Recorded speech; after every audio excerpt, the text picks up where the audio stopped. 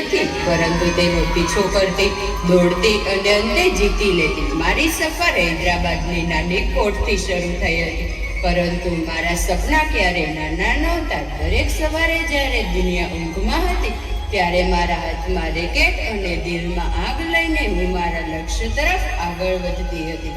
મારી મહેનત મને ઓલિમ્પિક સુધી લઈ ગઈ અને ત્યાં હું ભારતની પ્રથમ મહિલા બની, જે ઓલિમ્પિકમાં હું સિલ્વર મેડલ લઈને આવી. પરંતુ હું ત્યાં અટકવાની નહોતી. ફરીથી ઊભી થઈ, વધુ મજબૂત, વધુ તીવ્ર અને વધુ નિર્દય બની વિશ્વને ચેમ્પિયનશિપનો હિસ્ટોરિકલ ગોલ્ડ જીતીને કહ્યું, સપનાઓ જીતવાની હિંમત હોય તો કંઈ અશક્ય નથી. હું માત્ર ગેમ રમતી નથી, દરેક શોટ સાથે ભારતનું નામ લખું છું.